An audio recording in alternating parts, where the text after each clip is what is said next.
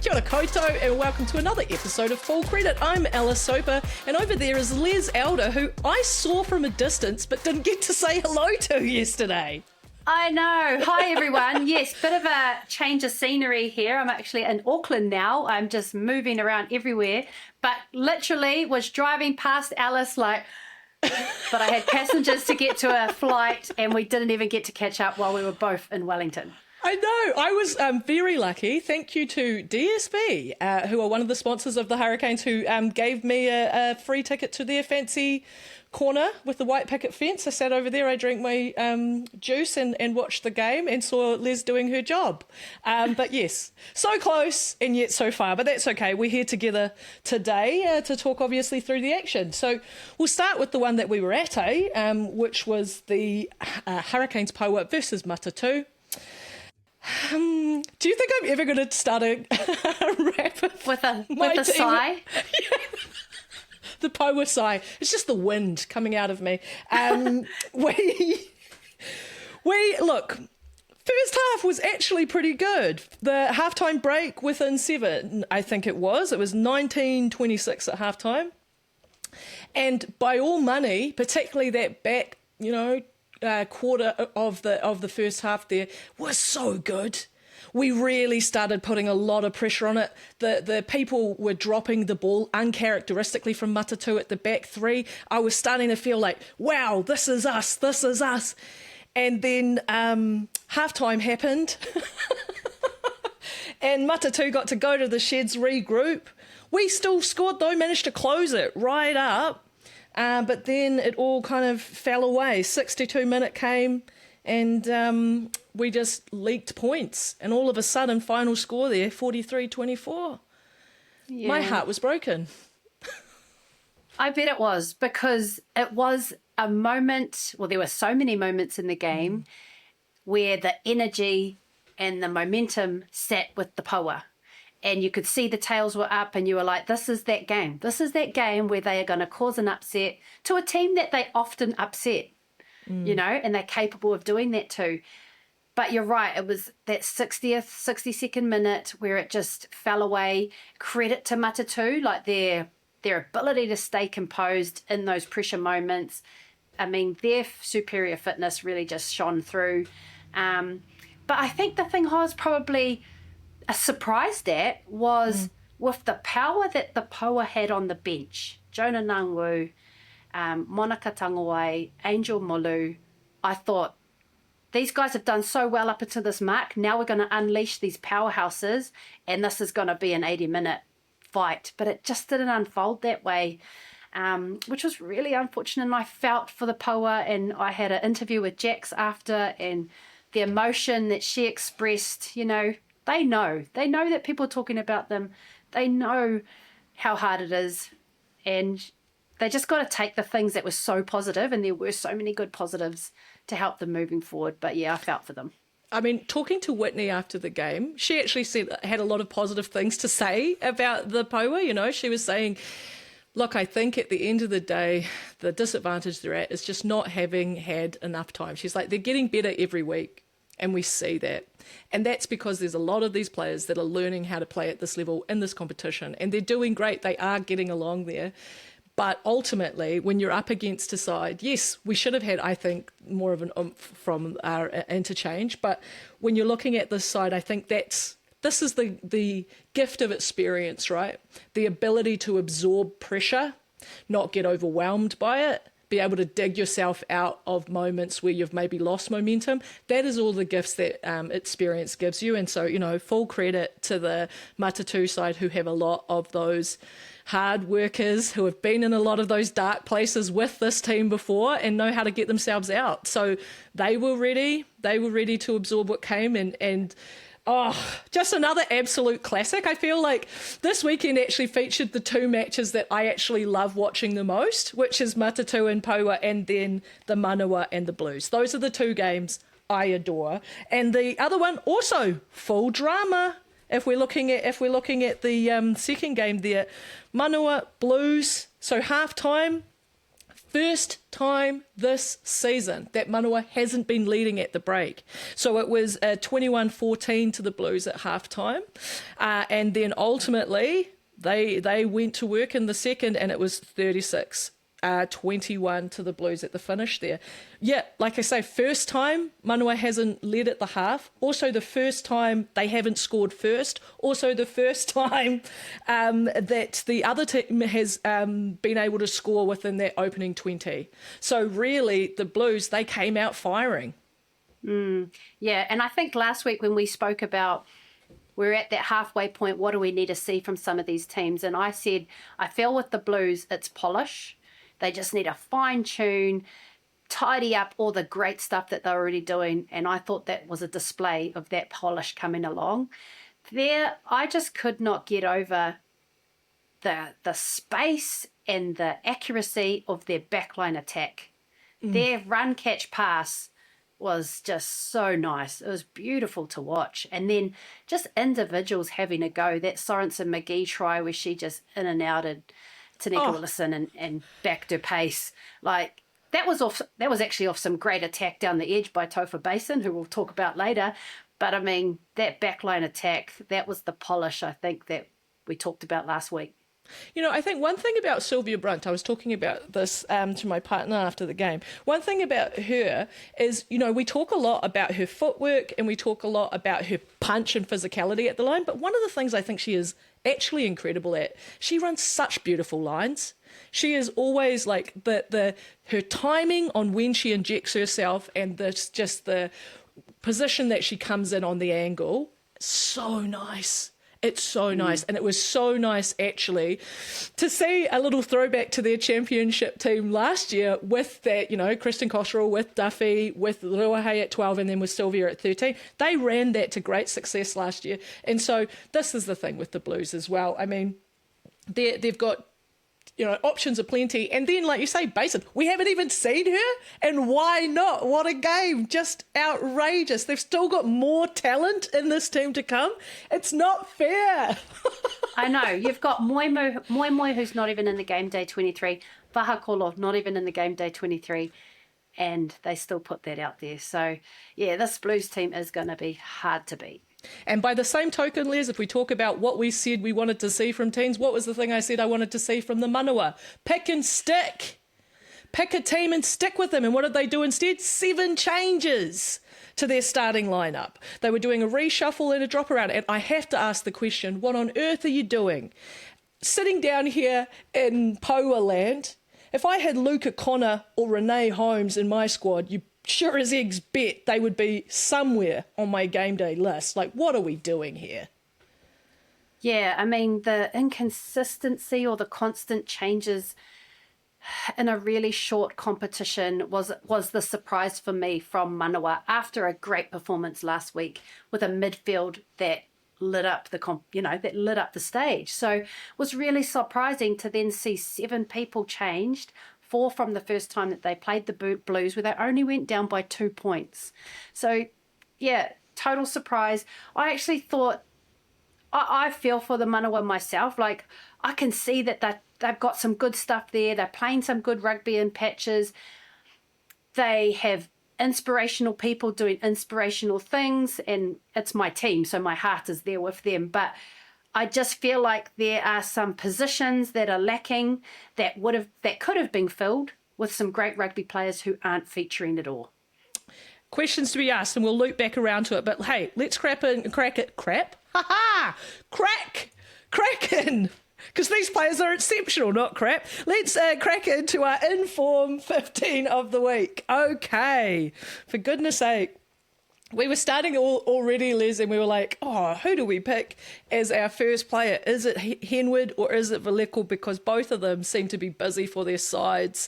Thankfully, we had the stats to hand so we could start to lay that out. When we were looking at carries, Chris Valeko, 9 carries to Henwood's 3. Defenders beaten 2-1. Chris Valeko over Kate Henwood there. Metres gained on those carries, 25 metres for Valeko and 5 for Henwood. Obviously, Henwood had the edge, though, on getting a try, so she might not have had to carry as far because she just crossed the paint. Tackles, though, we had a busier day for Chris. It was 7 tackles that she made that did miss 1. Penalties conceded. That's also where Kate was behind. She managed to pick up 2 there. And I would say, though, Chris, she did concede a turnover.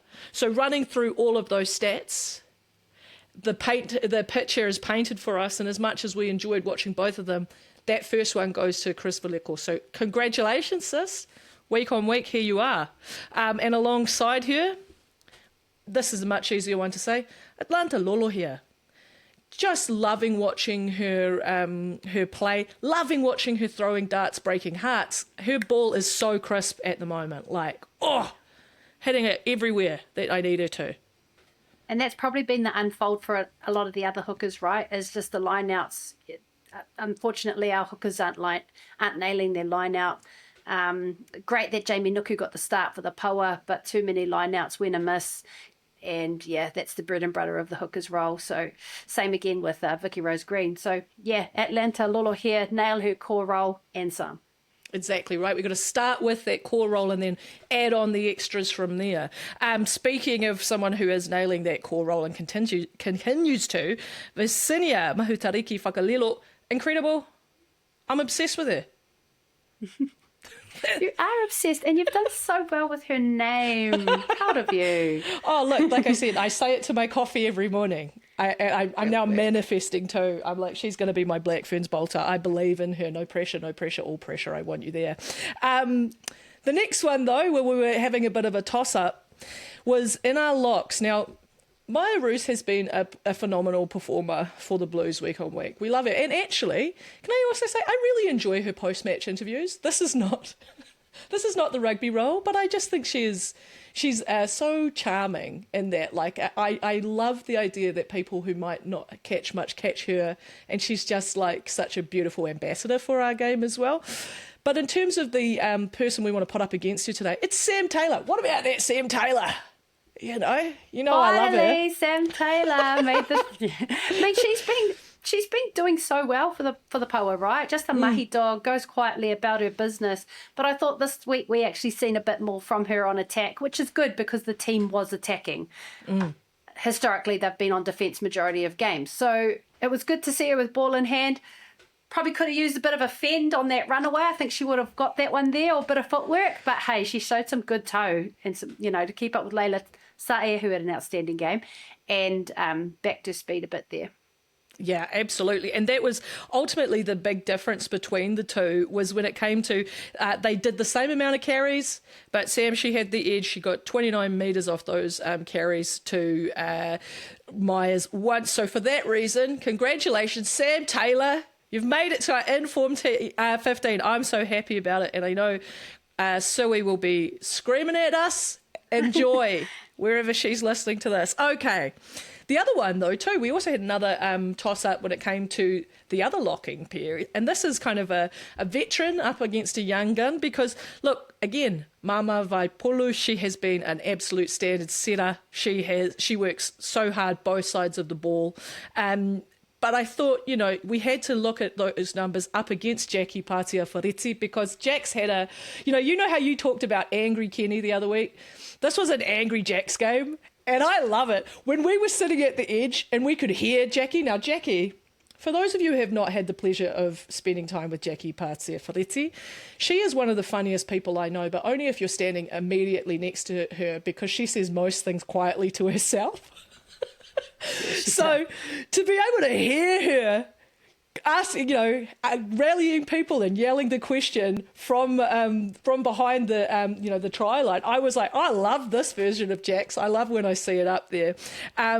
Ultimately, though, as much as I think she had put on a great performance for the Poa, when we were looking at the numbers again, Vaipulu, she just has that edge. Yes, it's defensively, but her attack, you talked about it last week, Liz, when you were talking about the X Factor. And so for that reason, Mama, you hold it. But people are coming for you, sis. So keep holding those standards. Yeah, Now, she's great. did you want to talk to our Yes. flankers? Let's have a look at number 6. Do you want to take the lead on that one, Les? Yes. So we thought it was, I thought Holly Greenway had done everything to secure the starting 6 in the top 40, top 15 this week. I thought she had a great game. I thought she did really well on the edge, some good carries, some good distribution, which is obviously part of their game plan to have their Lucy's out on the edges feeding to their outside backs. And so she had a good game in the time that she was on. And then she was subbed. And they brought on this young kid, Topher Basin, to make her debut for the Blues. And then it was like, wow. And this isn't a discredit because Holly played well. She played really good. But Taufa came on. And this is a kid that, for some context, she's from Manawatu. So how the Paua missed her, I'm not too sure. We'll leave that for another day. She's been training in the Matatu wider training group. How she was then allowed to move to another franchise, hey, that's not for Taufa. That's not for her to answer. That's the system. We'll leave that for another day. And then how we haven't seen her in a game day 23 up until yesterday. Now, she hasn't been training with the Blues for very long. She's only been caught up there for injury cover. And she came on and done that. You'd think that she had been a part of that team all season, the way she played. Her style of rugby suits the Blues, I'm going to say that. Be interesting to see if she goes back to Matatu or what happens there. But that girl is a name to watch out for. I think we've just been showing some new talent that probably should have been on display for the last 3 weeks. Honestly, unreal stuff. And apparently a family of them out of Manawatu, because shout out to Ella Ferguson, who does some great content online. She was the one that alerted me to the fact that both of her brothers played in the under-20s men's team last year. They're also Cyclones, but she's the first one to make a Super Rugby appearance, so good on her, got the edge over her brothers there. But also, what the heck is going on with Manawatu and their flanker production? If you look across the competition now, Kaipo Olsen-Baker, Leila Sai, and now Basin all from that Manawatu setup. What are they doing over there? Eleanor Plumking. Eleanor Plumking. How could I forget my queen? Great Lucy's. And so when we compared these two, Greenway and Basin, we went off natural, what we seen on the screen, right? And then we actually had a look at some stats. And she came on, so she would have had, 20 minutes? Something like that, yeah. Max, compared to Holly's 40 60 minutes. 60 minutes. Oh, my goodness. And, yeah, let's look at some of their stats. So tackles made, Greenway 15, Basin 6. Carries, they both had 6 carries each. But Basin actually had 4 defenders beat and made 5 metres more than Greenway in those carries. And so those sort of things, like when you're thinking of impact, that's 20 minutes to do all that. Yeah, you may be leaning towards Basin. I think we have to give it to her because you know what? It reminds me of Kaipo Olsen-Baker during the Pac 4 last year. She had the same kind of impact and role. She was only given the last 20 of most of our games during that thing. And what did she do? She ended up sewing up the number 8 jersey for herself. So I would say, Basin, back it up, my sis, but I want to see you out there again for sure. But you're definitely in the you're in the 15 this week. We love to see it. Full credit to you. Now, do you want to take us over to the other flankers? You're talking about your part of the field. You love it. Yeah, so again, looking at the sevens that fronted in the Paua Matatu game, I thought both of them played really well. And so it was just trying to pinpoint who had the edge, I guess. I thought Jenkins did great with some great carries. She got that beautiful try. However, if you go back and look at the replay, arguably probably wasn't a try with the breakdown penalty that should have been given to the Paua, but we'll leave that. But looking at their stats, so King had 3 turnovers. She actually made 3 turnovers in that game. 8 tackles to Jenkins 11. King had 9 carries to Jenkins 6. 1 defender beat to Jenkins 2. 18 metres carried or gained to Jenkins 38. So there are some edges there on both sides. But ultimately, crucial moments, I think Well, they both got a try, didn't they? And Jenkins had 2 penalties conceded against her. We went with Eleanor Plum King. Oh, but we could be edged. That one was really, really the finest of margins. And I think ultimately, or I think it's just maybe a little bit more consistency on both sides of the ball. I think that probably you would say that Jenkins had a stronger game on attack yesterday. Yeah. But I think that King had a stronger game on defence. And the turnovers one for me is really interesting. Yeah, I would have that's to look massive. at what the tally is now. She might be very close to Kennedy Tukuafu because Kennedy, I think, has 7 for the total season. King's been plugging away at least 1 per game. And so with 3 yesterday, she might be knocking on the door of that top number now. I think when you look at bread and butter of a 7 as well, right? Tackles and turnovers. And they both, like, she made 8 tackles, missed 1. This was King. To Jenkins, 8 tackles, missed 4. No turnovers, Jenkins. 3 turnovers, King. So bread and butter stuff. King probably had it. But it was an open audition that we had for number 8 because we weren't sure. There was like any case we could make. So rather than, everybody we thought kind of played well. So rather than try and guess our way through it, we just compared the stats on all of them. Do you want to take us where we landed on that one, Liz? Yeah, I think we need to give full credit to all the 8s because all the 8s were exceptional for all of their teams in different ways and in different parts of the game. I thought Leila Saia came out of the half with a real desire to lift her team, and you felt that immediately into that second half. But if we look at some of the stats, Leila was the only one to force a turnover, to get a turnover. Kaipo, 17 tackles, Leila 14. Liana, the busiest in tackles with 27, and Kennedy, 11 tackles. Leila had the most carries with 14. Liana and Kennedy second equal with 13, and Kaipo with 10. Defenders beaten, though, this is probably where we start to get into the real detail, is Leila and Kennedy had 5 defenders beaten compared to Kaipo and Liana's 1. And then Leila had 102 metres gained in those carries compared to the next highest, which was Kaipo at 40 metres. So there's some mahi being done by that girl there. Yes, Kaipo's got two tries, a clean break and a turnover conceded. But I think when you're looking at sort of that carry rate, both sides of the ball, like we mentioned earlier, we went with Leila Saia. Hot contention. And this is only good for the Black Ferns, right?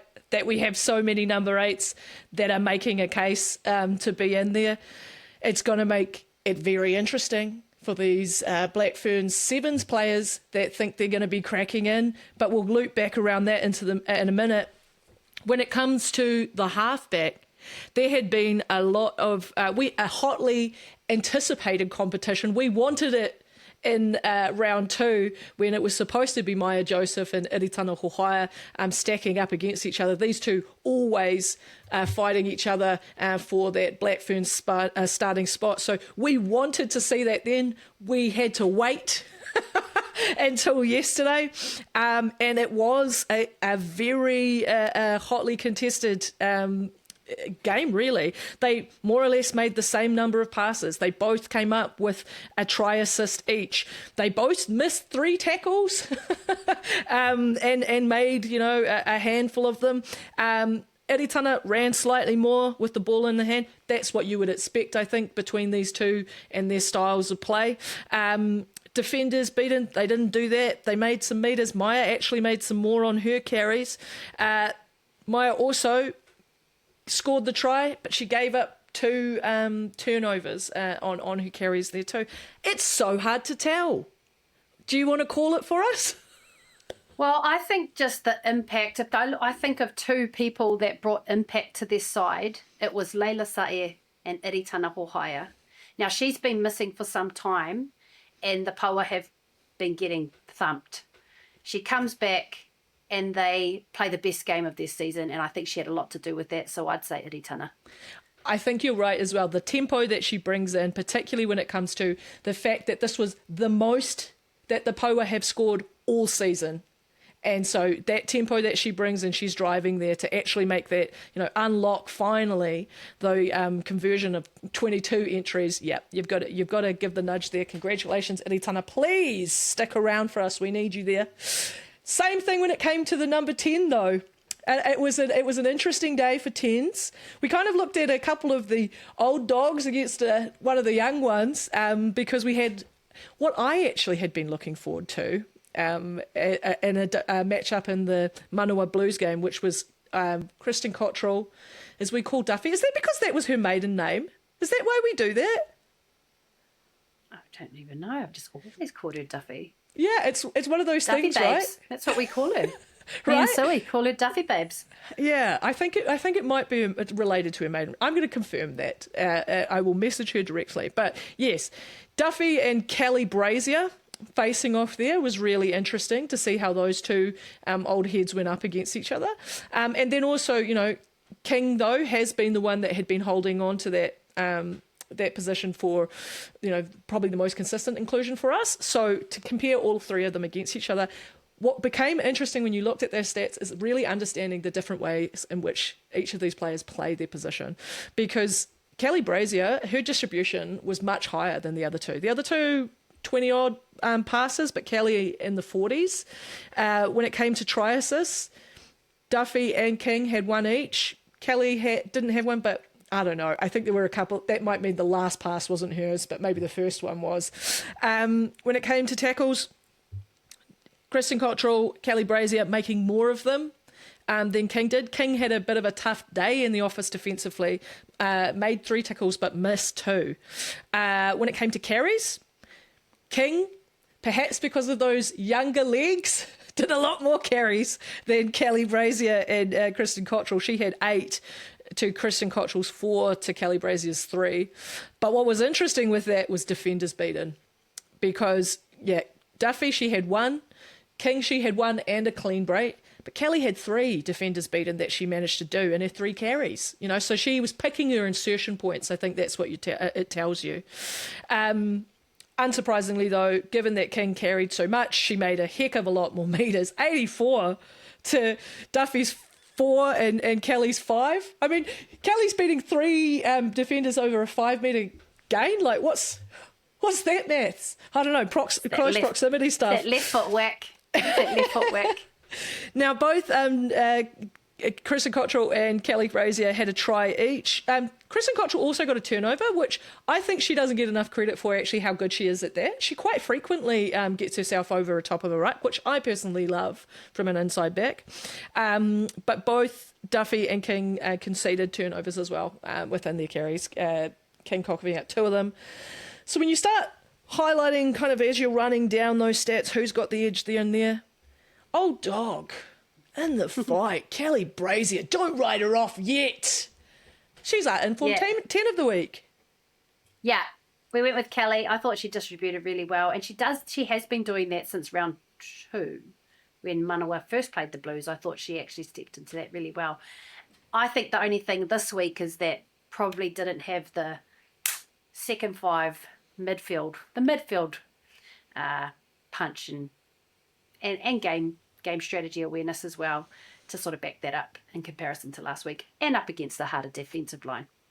Yeah, so when you think about that, Kelly is doing a fantastic job given that she's had a rotating door outside of who she's offloading to.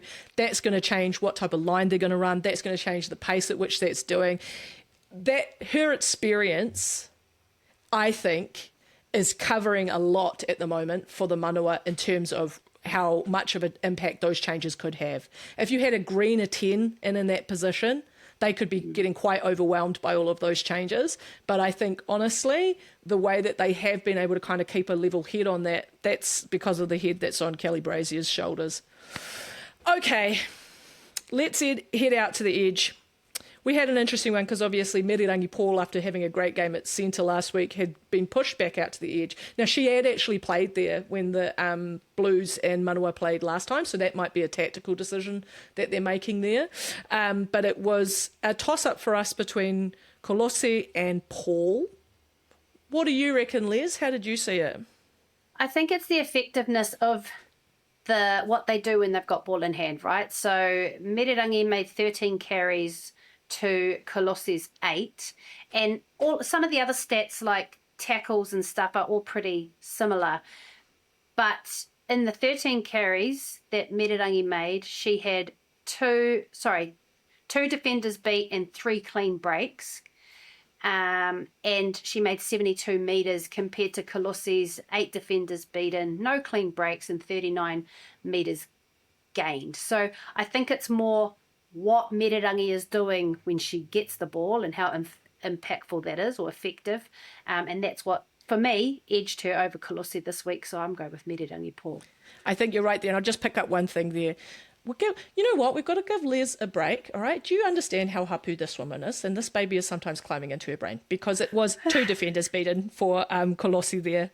And in 8 carries, it was 2 defenders beaten. Because, yeah, if she'd said 8 defenders beaten and I'm giving it to Merirangi with 2, yes, you listening who's feeling like Jamie is being robbed, you would be correct. But that was just a misread. That's okay. Sorry. Yeah, big weekend. I've gone from Taumarunui to Hamilton to Wellington to Auckland now. Yeah. Brain fried. Yeah, we've got to get it. Like, the amount of times I'm impressed we don't make more mistakes, to be honest. But anyway, speaking of those who aren't making mistakes, the little Haidemont, I'm not even going to say anything else. Number 12, just so good at it. And you know what? Again, unsurprising given the chat we had about her earlier in this episode, Sylvia Brunt, 13. I think she plays beautifully there, and her, like I say, her running lines yesterday were so nice. On the 14 though, because again, where are the hottest contested positions if you play rugby in New Zealand? Doesn't matter if you're a man, woman or child. It's going to be on the wing and it's going to be on the flank. So we have a debate about number 14. Is it going to be Aisha Letiinga or is it going to be Portia Woodman? Holy heck. They both had a try apiece. Portia made more tackles and carries. Aisha made a couple more. In terms of those carries, though, Portia, she's a beast. This is the moment where we're having the Portia, please don't leave us segment. Portia, please don't leave us. You made 7 carries and you beat 9 defenders and you had 2 clean breaks. That was like the most of any outside back in this competition. Please don't leave us, Portia Woodman-Whitcliffe. And she won 2 turnovers. She won 2 turnovers. Again, another player that is deceptively good at that. So watching the game, because this is the interesting thing again when it comes to the stats. Watching the game, I felt like Aish all over Rover. But then when you look at the stats, you're like, Portia, and is this also maybe just a bias that you get into because you expect Portia to be amazing? So you're like, we're less impressed when she's doing amazing things. But when you look at that stats, can you really go past Portia Woodman-Whitcliffe on a right wing? I don't think so. Yeah, and I don't know that it's a bias because I actually had Aish. She was my standout 14. But that's also probably because I watched that game. I commentated that game. I seen it through and through in comparison to having to play the replay and watch over the next game and caught it late and playing catch up and all of that. So when you start to take what you see on screen, look at some of the data to back that up, yeah, it paints a clear picture. So it's Porsche this week, and I promise you, everybody, we're not sponsored by Porsche. We seem to be mentioning her every week. We're not sponsored by her. We are putting in a good bid to sway her to play the World Cup, but this is actually unbiased opinion. Now, the fullback of the week, though, you've already mentioned her on this pod. Who did you think was the fullback of the week this week? Braxton Saracen McGee. I don't know what song I'm singing, but she was amazing. She's so good. That little goosey, and then look at me trying to goosey, but that little goosey, and then just the backing of her pace, the confidence to do that, and you actually see the acceleration. You see the change of pace as soon as she actually puts the foot down. Yeah, she's lightning when she joins the line too, and she does that really well. She actually joins that back line really nicely to add another number to the back line, to free up other people outside her or to inject into the line. I thought she had another great game. She's coming along, man. She was exciting. Now, I do have to say, we were surprised, because we do this position by position. We were surprised when we ran through all of it that we didn't end up naming a Matatu player. And if you're from Matatu, you might be saying, what the heck? What the heck are you two doing? Matatu won that game. But I think that if you are honest, and we are, because we're looking at the numbers to back up our opinions here, if we're honest, Matatu, again, the biggest thing that they won and how they did it was together. And that is their strength, is that, yeah, nobody is standing up head and shoulders than anyone because everyone's putting in the work. That work is being more evenly distributed across their side, and that's why they're able to deliver that result. The flip side of that is, hey, sorry, mates, we didn't have the numbers to put one of your players into our Inform 15 this week, but please do not take this as a slight on your franchise. This is just, I guess, probably the flaw with naming an Inform 15 if you have a team 100%. That is all doing the work, 100%. I've got here great collective X factor for Matatu, because I thought collectively they played way better and they did it for the full 80, even though there were patches where they started to just drop ball randomly, but they got over that little blip and they carried on. So it's not a go at them, because collectively they're still playing really well, and I actually think it's their strength. It's the thing that's going to help them win a championship if they get it right. Makes it impossible to do your research if your research is kind of everyone versus going, okay, the POA are relying on Layla Sa'i to do a lot of their carrier, is like that becomes an easier thing to try and contain. So there we go. One thing we did wanted to talk to today, though, because if we're talking about, we've put a lot of eyes and emphasis and attention, obviously, on all of these individual players. But I think we've got to the point in the season where we've got to start asking some questions about coaching too. Coaching setup and coaching, work between seasons. I think both of those things need to be asked.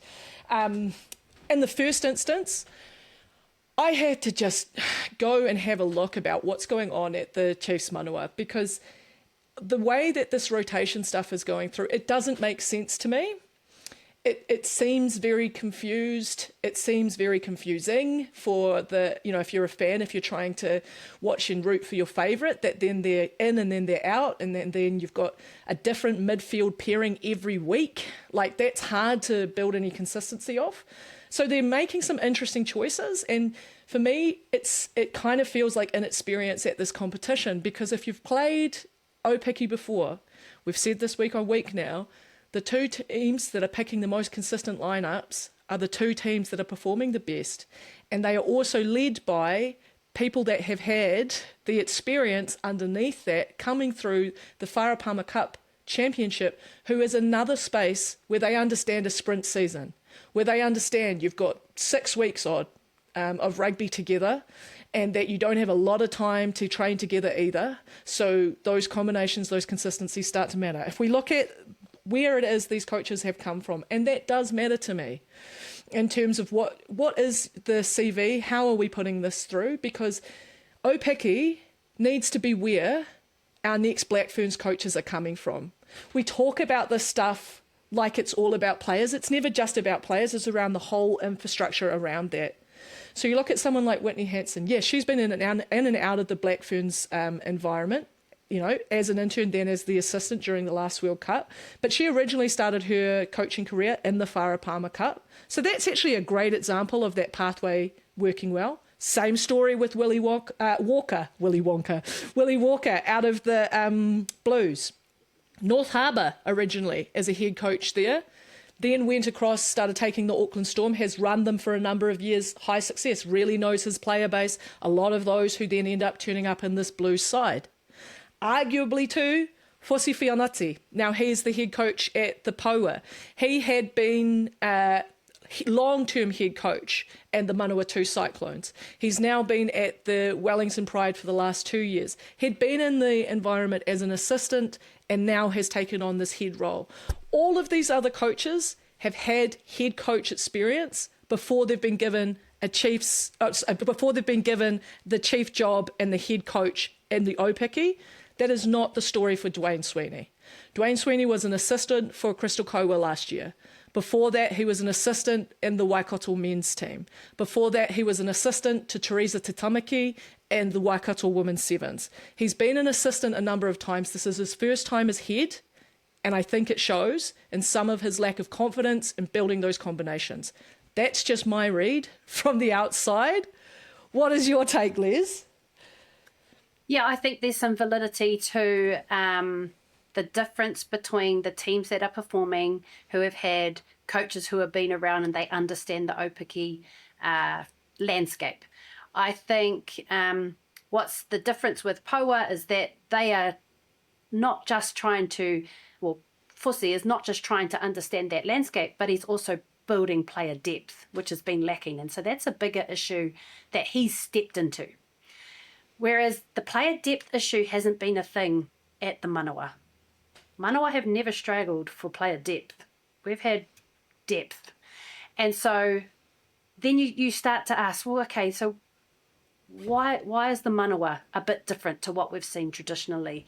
And yeah, you've got to start asking the questions of the coaches and the ones that have come in, and are they ready for the head coach appointments at this level? You know, trialling to be a head coach at Super Rugby Aupiki, our second highest level in the women's game for high performance sport or high performance rugby, is that where you learn how to be a head coach? I'm not sure.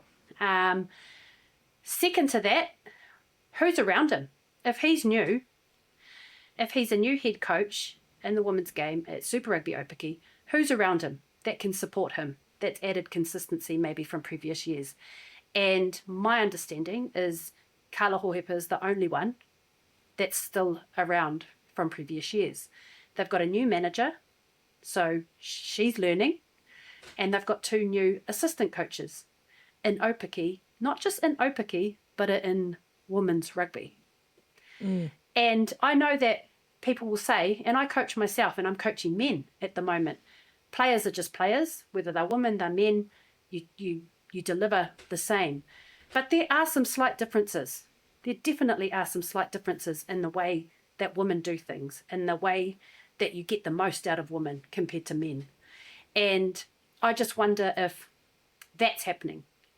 Or are we sort of taking some of the things that have worked in the men's game, because that's what we know, these new coaches, that's what they know, is what's happened in the environments they've been in the men's game, and they're bringing them across into the women's game thinking it's going to have the same impact. Now, this is all assumptions. I don't know if there's anything to back that up, but it would be a question that I'm asking, because women do things differently. We definitely do things differently. As you'd say, men do things differently.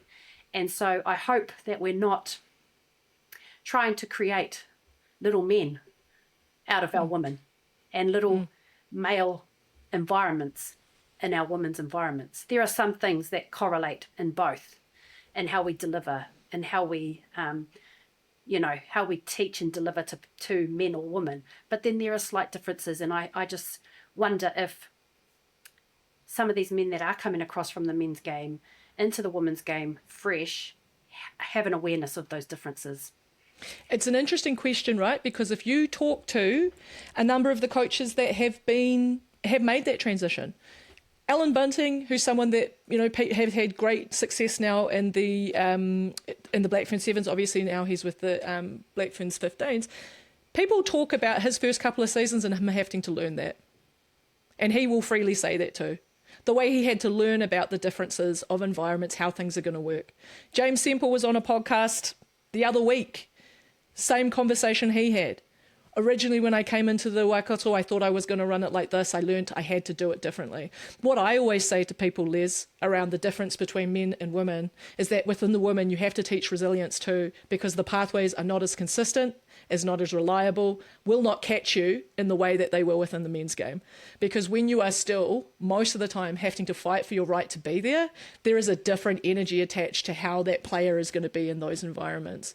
When it also comes to some of the stuff that people will assume about selection at certain levels, I see this all the time with male coaches that have only come from men's environments into women's spaces. They don't understand the impact of that across team. I had to have an intervention in my Wharapama team, because I had to say to the coaches, you have to understand, if these players have got to this level, they've actually never not been picked. In the men's game, there are more steps on that ladder. So they've probably had to spend more time cooking at different levels. They've probably had to spend more time being told no. And so they've got a little bit more, toughness to that, hearing that and working through it. In the women's game, the ladder is so short. Your talent rockets you up at rapid quick. So usually the first time you're hearing that you're not good enough is actually much higher in the game than it should be. And so actually you have to hold space to learn that. I remember talking to Tors Grant, who was the POA head coach initially. Second season, I think. And she said one of the hardest things about Aupiki is having to hold space for the players that are learning high performance while being in high performance. Because that is the case with a number of these players. Yeah, we got our Black Ferns, but there's a number of them that this is the first time they're actually learning how to be a high-performance athlete. So, yeah, sorry, it's going to have to take a little bit more. Unlike the boys who have been put in academies since they're bloody 12 years old, unlike the boys who have been identified for super contracts since they were 16, these girls might have just got a call-up for the first time this season off a Good Whara Palmer Cup, might have got a late call-up having played somewhere else. So we have to hold space for that development, And on that, the late call-ups, who we're doing, that is my concern, my biggest concern, I think, out of my region, is I look across our high-performance athletes across the competition. A lot of them come from our region, from our catchment area. Kristen Cottrell, Liana Mikiele-Tu'u, Hawke's Bay girls, Kalia Awa, Hawke's Bay girl. You look at, we just talked about Basin, Manawatu. Kaupō Olsen-Baker had to go to Matatu to get back into form. Why couldn't she do that with us? These are questions I then start to say around how come we're not holding on to, what are those off-season conversations going? Because boy, howdy, did the Blues seem to be good at recruitment at the moment. Are they on it hungrier? Are they on it earlier? Are people waiting till that November cutoff date and then trying to go shopping in the talent pool? That's questions that have to be asked too, right? Around how these franchises are operating behind the scenes. And some of them are really good at it, right? And some of them are targeting their own. They're making sure, because you can't constantly rely on people from outside your region, because they're probably going to have their loyalty to their region eventually. And when that region gets their shit together, they'll probably leave. Yeah. Players will go where they need to be served. They will go where it benefits them. Yeah. So in the meantime, you can't just be relying on bringing outsiders in, and you've got to grow from within. And I think Matatu does that really well. But they also identify key players that they can grab from other regions. And the Blues have been doing that really well as well. So some are good at it. I've been asking the question for years now, what's happening in our talent ID space? What does talent ID look like for women in New Zealand? How are we identifying players? How are people, because when you talk about all those different coaches, Fossey, Whitney, Willie, Blair Baxter, they have been involved in talent ID for the women's game for years. If they're not doing stuff in the 15s, they're actually in the New Zealand Sevens development space as well, a couple of them. I think Willie and Blair are. So they're seeing players in the high school level, A lot of them have coach clubs, so they are seeing girls and women at club level. In comparison to our manawa, how are they identifying, my manawa, I should say, how are they identifying our girls in the manawa? Are they at club? Are they watching FPC? Are they watching, the initiatives that the Sevens program run? Are we aligned in all those different ways? Because you can't just expect a player to walk through your door with all the skill sets that you expect them to have as a high performance player. We just don't have the infrastructure underneath Aupiki to think that our players are going to be ready to just step out and perform like high performance athletes. You've got to go out to Kawerau. You've got to go out to Murupara, out to these small towns and find the talent and then give them the environment to nurture them through. That's my strong opinion, because I do see a lot of girls who just get overlooked because they're not at main schools. They're not coming through your typical pathway, but they're out there. We just need to find them and then wrap the support around them. I mean, the story that always sticks to my mind on that, Les, Hazel Tubick's dad funded an Auckland secondary schools team to go on a tour back in the day. and they ended up in the middle of nowhere, and they played against a team, and do you know who was in that team that they played? Oh. A young Eloise Blackwell who had just come off the island and would otherwise have been invisible to the system. And so like those type of things matter. Like, and it's like when you hear stories like that and I hear the chance element of that, goodness me, that stresses me out. Like that these moments are built on chance rather than on programs. And again, this is like when we're talking about core and then halo impact, we talk about the core of players, but then there's all the halo infrastructure. When we talk about resources all the time, we tend to get stuck on the conversation about players' pay. I honestly could give a fuck about that, and sorry for swearing, but that is like so far down the list in terms of where I would want to put resources. There is such a level up in the professionalism of the whole space that comes to talent ID, that comes to academy programs, that comes to the hubs that we're running, that comes to the coaching that they're getting, all of that. And that comes to the stats that you and I can get access to analyze it all. All of that needs to be leveled up in order for our players to be able to do their best on the field. The halo around that core, which is the athlete, needs to level up. Oh my gosh. Speaking and we've still got of that, one more section. We do. Speaking on that, that's kind of led us to a good thing, right? Like, which I actually was going back and having a dig because I know I had written something about this in the past. For those of you who don't know, I write a weekly column on the Herald on Sunday. That's not really a plug for that because you have to do a paywall. And do that. I guess I get paid by it, but whatever. I knew I had written about this a while ago because it's something that has frustrated me to no end. This kind of way in which every World Cup year, suddenly there's an influx of sevens players into the space. And this is something I wrote 2 years ago now and is relevant to this. And I think will then jump us off into the space. But anyway, there was always a risk involved with using sevens athletes as the band-aid to cover the deep wound inflicted by the legacy of underinvestment in 15s. Parachuting talent in and out of squads is as destabilizing to teammates as it is to fans. Should a young winger chase a World Cup dream, or is their jersey held for a returning seven star? The question is important, as for the majority of 15s players, they are still the ones that are investing in their talent, while the sport funds their opposition. For those new fans discovering women's rugby, we do a disservice by marketing these limited edition players. We teach them their names only to have them disappear off the team sheet. Okay, so I wrote that after the last World Cup because the first question that everyone asked in the Aupiki the following year is, where's Ruby Tui? She famously didn't play in that tournament. You know, biggest star we had out of the World Cup wasn't in the Aupiki. Same with people asking, where's Portia? Where's Stacey?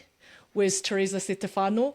Well, where are they? Some of them are coming back now because we had the announcement this week that 7, which I had to laugh a little bit about, 7 have put their hand up to make themselves eligible for selection. So of those 7, we have Stacey Waka and Teresa Setefano, who both played at the last Rugby World Cup. We had Alina Saili. Now, she last played for New Zealand in 2019 on the wing against England. Dice Faliafanga last played for New Zealand in 2021 against France as a number 6. Reese Pody Lane and Georgia Miller, who are both uncapped for 15s. So those are the players that have now said, we're interested in having a run. Les, you've been one of these players that's been in the camp when this happens. Talk me through how it feels. I think for me, in the times that it happened, so I've been, one time I was a captain of the team, and another time I was just another player in the team. Wasn't in the leadership or anything. So I experienced it as a player who was, got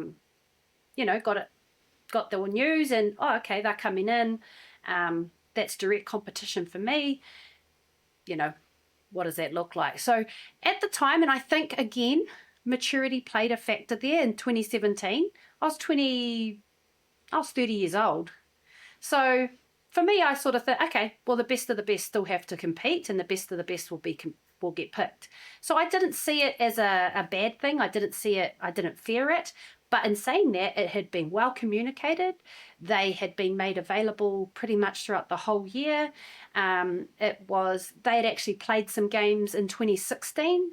So we'd been given a bit of time to get our heads around it, and we accepted that it was part of what was going to happen. And it continued to happen, not just in the World Cup years, like you said, Elena, in 2019. So that wasn't a pinnacle year. And they've come and gone throughout, and it's always been clearly communicated, and everyone's had I think there was always a space to talk about it. I'm pretty sure. I don't remember there being issues around that. But it's a mixed bag of emotions. And I felt that more when I was the captain, because I got to hear all the different views and perceptions. And yes, there are players that would be frustrated because, they've been grinding away in the 15s game, doing what they can to try and grow the game, not just on the field, but off the field. And they sort of felt like that was being, I guess, stampled on. There were players that it just naturally put them on edge, because a lot of those girls that were coming across was during a time that we weren't professional, and they were. So they had the advantage of training every day, of knowing what high performance was. They had the advantages that some of our semi-professional and amateur players didn't have. They got to do it all day long compared to going to work all day and then trying to fit it in. So it did bring some anxiety, and it had to be delicately looked after. So yes, but I always was of the mindset, the best have to play. I accepted that. The thing that I probably this year I've raised questions on is, why has the expectation around Aupiki changed? So in pinnacle years, in 2022 was a pinnacle year, that was the World Cup year. It was made really clear that anyone being considered for the Rugby World Cup had to play Aupiki, whether you were 15s, whether you were 7s. Everyone that wanted to be picked or considered to be picked had to play Aupiki. That hasn't been the case this year, and I asked the question why. Why so different? And I know I've actually seen people ask the question publicly on social media forums. Why are these girls not playing Aupiki? And then, as the public do, they give their opinion, and they say things like, oh, well, it clashes with the Sevens program. It always has. But the difference has been, on a pinnacle year, that pinnacle event takes precedent. This is a pinnacle year. The Rugby World Cup should take precedent over the 7 series. That's always been the rule. So why has that changed? That's probably the question I'm asking. Why are these girls not being made to play Aupiki? And this isn't a go at you girls. Gosh, we are so happy you're playing. Again, let the best be chosen. And if you are the best, congratulations and good on you. This is not a go at you guys. But this is a go at, I guess, the system that supports our girls. And it's always looking at the system. So that's one thing that I raise. The other thing I raise is, what does that do to the mana of the jersey? Are we now saying that a player is bigger than the jersey? Because that's the impression I'm getting. And for someone who loves that jersey, I've only given 2 away. Of all my 20 jerseys, I've only given 2 away. I've got a story for giving one away and then asking for it back. But we'll tell that another day. I'm making a note. Okay. But, for someone that loves that jersey, loves that team and everything it stands for, and there would be women across New Zealand who have represented that in so many ways who feel the same. A lot of us are asking, what does that do to the mana of that jersey? And then the last thing for me is sustainability. We see this happened in 2017. It's happened in 2022. It's now happening in 2025. Is that the solution to our Black Ferns just grabbing the Sevens girls in the year of pinnacle event? And that's the bit that probably fires me up the most. And that, again, is a question directed at the system. It's a really interesting one too, right? Because if you look down that list, and because this, again, if we want to talk the specific of the players, I think it's also important to understand, because some people were like, oh, these Sevens girls, data. These Sevens girls, a lot of them came from 15s as well. Like, there is a lot more fluidity within players than there is, I think, between system and programming. And so these are, like, again, two conversations we're having at once here, because Stacey Waka debuted the same year I did for in the FPC. She had gone through the Go for Gold. She didn't play out the back of that. She ended up going into Waikato and playing 15s first. Same with Georgia Miller. She played a season with the Canterbury FPC team before she ended up picking up that contract. Same with Teresa Setefano, who was a stalwart for the Storm. Same with Dice Faliafanga. We played together in Wellington. You know, like, so the idea that, like, there is a tight ring fence around players is not really true. It's about where they move to where opportunity is. But I think the part that's also maybe not said currently is the part around the fact that majority of this list is coming into camp in April, but Georgia Miller and Stacey Waka aren't coming until after LA Sevens. And again, this is no call at them, but I think this is about systemically what it's identifying is those two probably have the most power in terms of negotiations. If we're talking individual negotiations at this point, everyone knows we want Stacey Waka back. Like, she was my player of the final at the last World Cup. Incredible 15s player. Has only subsequently gone and done amazing things in rugby league. World is her oyster. She has every opportunity laid out for her. She gets to make that choice. She does have more power in the negotiation than I think we've had before for individuals within system as well. Georgia Miller, same thing. As soon as there's any conversation that started to be had around Sevens players coming across, because Portia had announced her retirement, the second name that came out of everyone's mouth was Georgia Miller, right?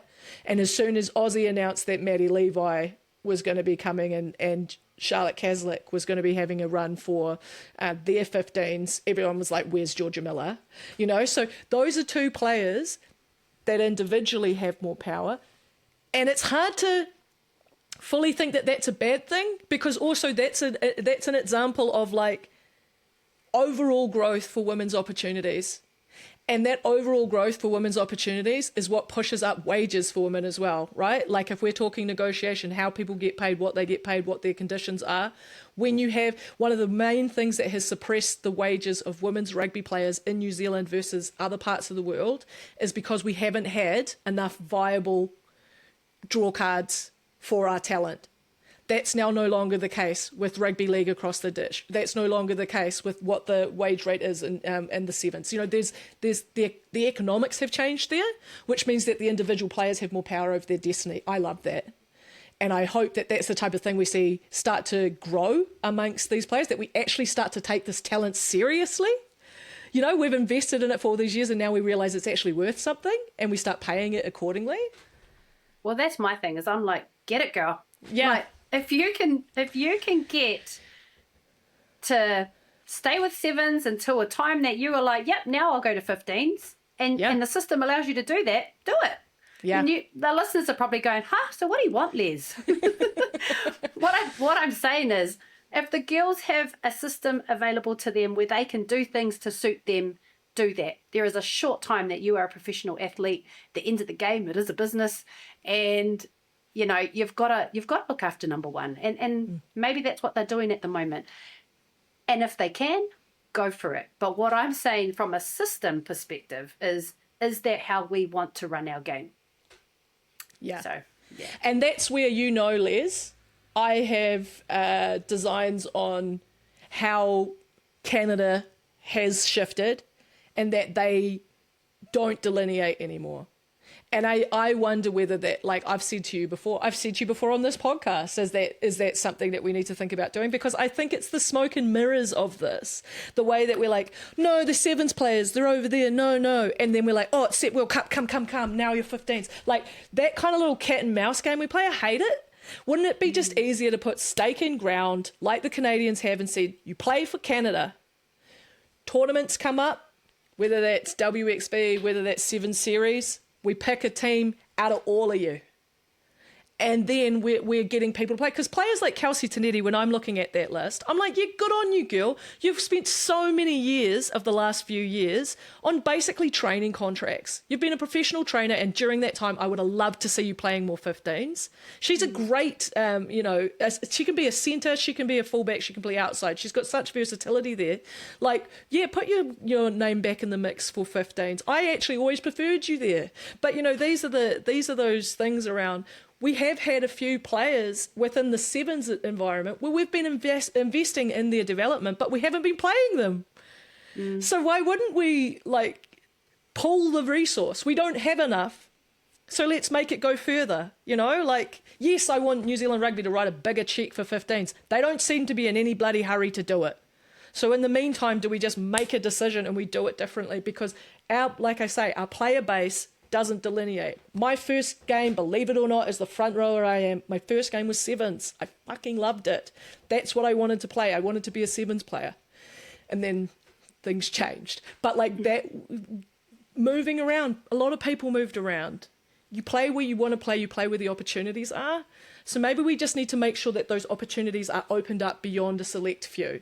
And maybe that's actually also the opportunity for players like Aisha Letienga to say, maybe I want to play sevens. Maybe I want to go and do a leg of the sevens rather than XV this year, because don't tell me she wouldn't be incredible. I think, though, if we can sort of loop back around to your initial question, there are going to be mixed emotions in that camp. I hope that the support is wrapped around the girls, it's communicated well, and I hope that Ruahei Demant and Kennedy Tukuafu are being supported through those discussions, because they're probably hearing backdoor conversations going on, and just I hope they're not burdened with that. The questions then I ask, or the points I've also raised, though, around the system, that's all obviously New Zealand Rugby, Black Ferns coaches, Black Ferns management, that's all for them, Well, what are we doing to the mana of our jersey? Are we ensuring that is upheld? And what's the long-term game? How are we making this sustainable? Because this can't be the solution every World Cup year. Can we just have a vision attached? I think honestly that's what I think that's what both you and me are saying here, is can we have a vision and a strategy that's underpinning this, rather than it feeling like a reactive move because we feel like our 15s aren't performing at a certain level, so we open the door to sevens to come across. And it's interesting because while we have had 7 there, I'm going to gamble that not all of them will make it. Because when I'm looking, like I've just named to you, Aisha, but also Caitlin, who's moving them off the wing? Unless Portia comes out of retirement, nobody. They are at the top of their game. And unlike previous cycles, Les, we have now had a group. It's a small group. It needs to be much bigger. But a group of 15s players who have actually been invested in for a longer period, with more games, with more, the ability to be rugby players full time. That is new. And so even in that small amount of time, you can see, hey, look, put that into those 15 players and they are meeting the standard. And so I think that's the takeaway that I would love them really to take, and the general public to take from sevens, is the talent within the sevens program is not exceptional. The long-term investment is.